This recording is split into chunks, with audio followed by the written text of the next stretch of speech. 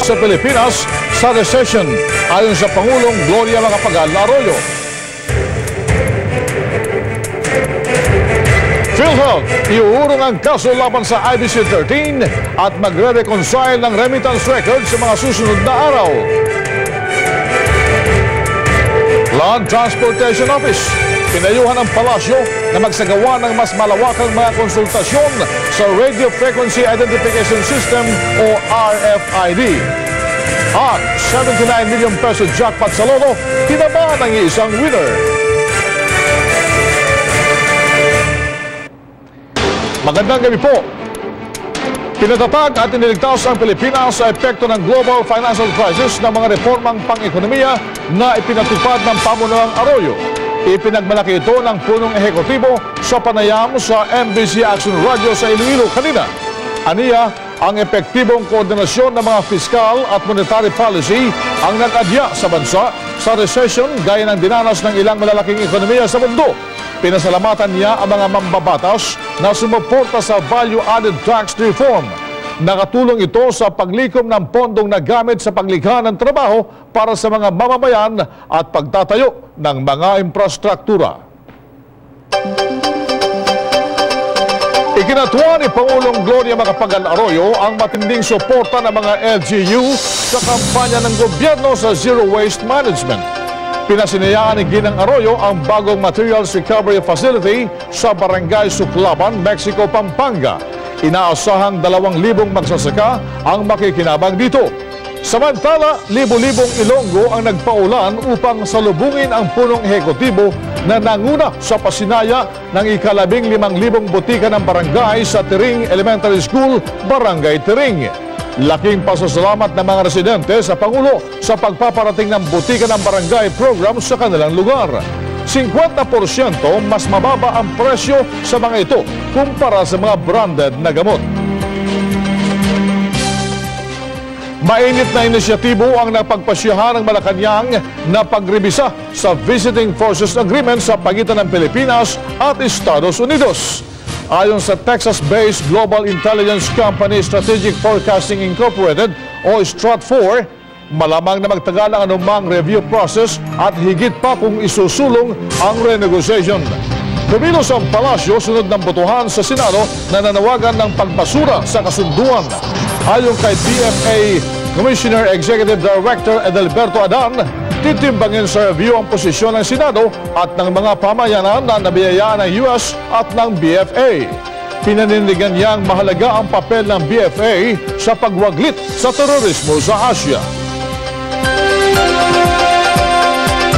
Samantala, ang dating tropical depression, isa ng tropical storm si Ondoy na tinatayang nasa layong 130 kilometers hilagang silangan ng Bira, Catanduanes o 360 kilometers silangan timog silangan ng Baler, Aurora. Taglay ni Ondoy ang lakas ng hangin na aabot ng 55 km kada oras malapit sa gitna at pagbugso ng hangin na nasa 80 km kada oras. Nakataas sa signal number 2 ang Catanduanes, Camarines Norte, Camarines Sur at Polillo Island. At signal number 1 naman sa Albay, Burias Island, Quezon, Marinduque, Rizal, Bulacan, Aurora, Nueva Ecija, Nueva Vizcaya, Quirino at Isabela. Naka-alerto na ang Philippine Coast Guard sa posibleng sakunang dulot ng pagpasok ng bagyong Ondoy sa bansa.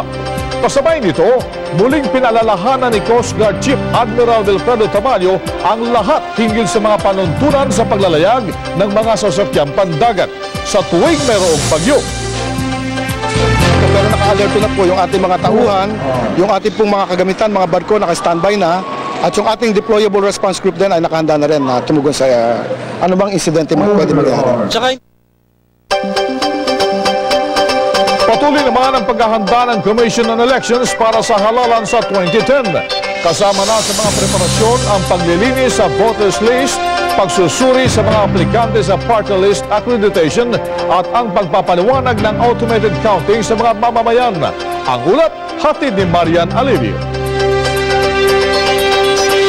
Umabot sa mag-6 na milyon ang bilang ng mga pangalang tinanggal sa talaan ng mga botante para sa 2010 national elections. Higit sa 5 milyon dito ay iyong mga hindi nakaboto sa nakalipas na 2 halalan. Mas mataas ito ng halos 3.5 milyon kumpara sa 2.7 milyong nakakaparehistro pa lamang ng mga botante. Pero hindi ito ikinababahala ng Commission on Elections. Bahagi raw kasi ito ng isinasagawa nilang paglilinis sa listahan ng mga botante para maiwasan ng mga flying voters. Kasabay nito, muling nanawagan ng COMELEC sa publiko na suportahan ang modernisasyon ng eleksyon sa susunod na taon.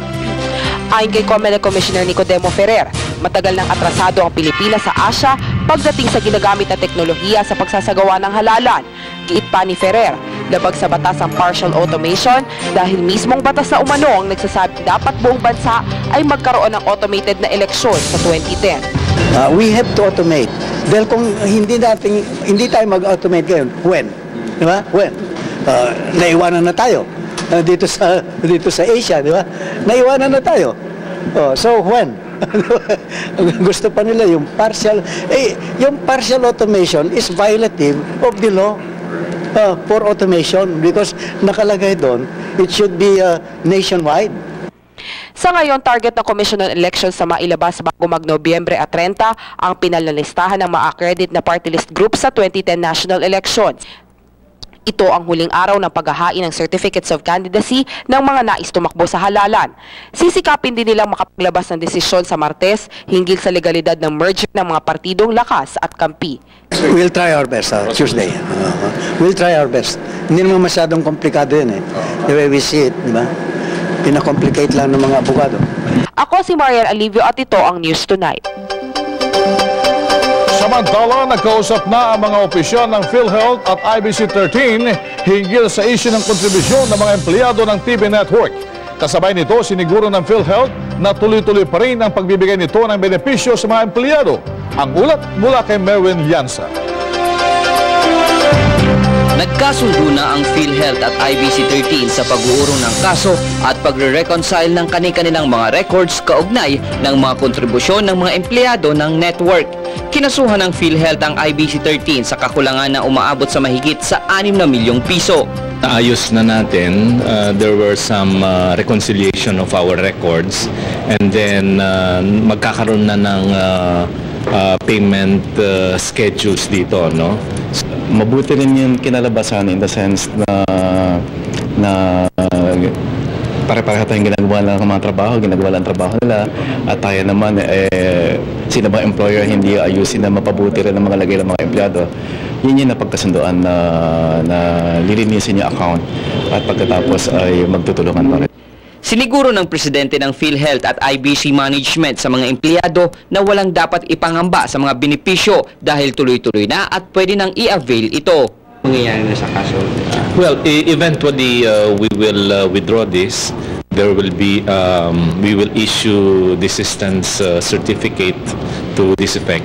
At I'm sure ito ay will be put into archives. Kaya lang ito nangyari nga dahil nga talagang IBC13 is operating at a loss. Pinipilit na lang magkasya yung take-home pay ng mga tao. Kaya nga sinabi namin, hindi naman nila ako yung pera. Parang dinefer lang habang pag may dumating, makapag-reconcile, bayad ng bayad hanggang makompleto. Pero ang talagang mahusay na employer talaga is talagang ayusin na ma-up-to-date yun.